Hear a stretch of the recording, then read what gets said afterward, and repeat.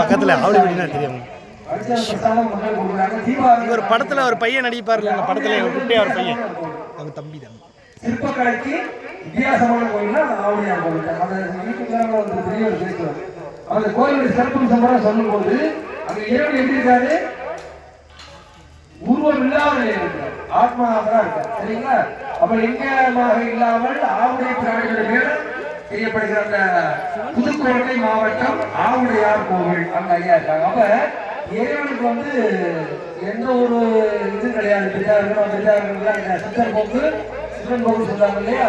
அதுவும் அவங்க பிச்சா இருக்கணும், அந்த 70 மாத்திக்கிறது கடையில முடியும் போது ஐயா எப்படி பார்த்து தெரியும். நம்ம அறிவுதான் பார்க்கலாம். நமக்கு ஆயுஷ் எத்தனை வருஷம்?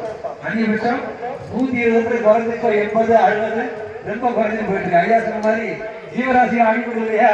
அதனால நம்ம என்ன பண்றோம்? அடிப்பது வந்துருச்சு.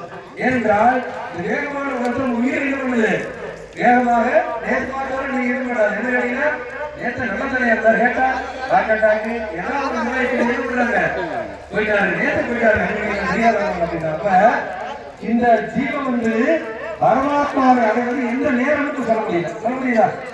பிறப்பு சொல்ல முடியாது, இறப்பு சொல்ல முடியாது. இந்த பிறப்பு இறப்பு ரகசியம் யாருனாலையும் அறிய முடியாது. அறிந்தவர்கள் யாரு அறிஞ்சிருக்காங்க? யாருடைய ஞானிகள்.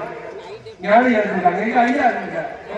எத்தனை மாசத்துக்கு எத்தனை நாள்ல இந்த நேரத்துல என்னுடைய உயிர் புரிஞ்சிருப்பா அப்படின்னு சொல்லியிருக்காரு. அப்ப அதனால ஞானிகளாலதான் கணிக்க முடியும். சரிங்களா?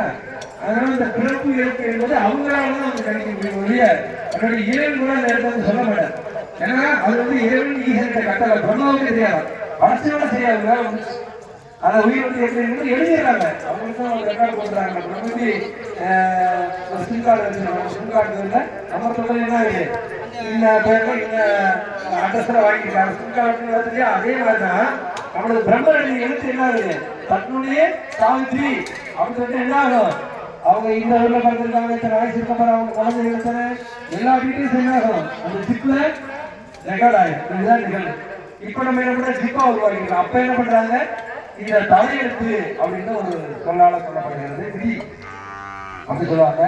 அப்படியாக என்ன பண்றது? இந்த பிறப்பு இறந்து வந்துதான் இது என்ன பண்ற? நல்ல ஒரு பிறப்பாக மாற்றணும். சரிங்களா? பொதுவாக பிறந்த சொல்லுவாங்க பழைய பாடல்களை, எந்த குழந்தையும் நல்ல குழந்தைதான் மண்ணில்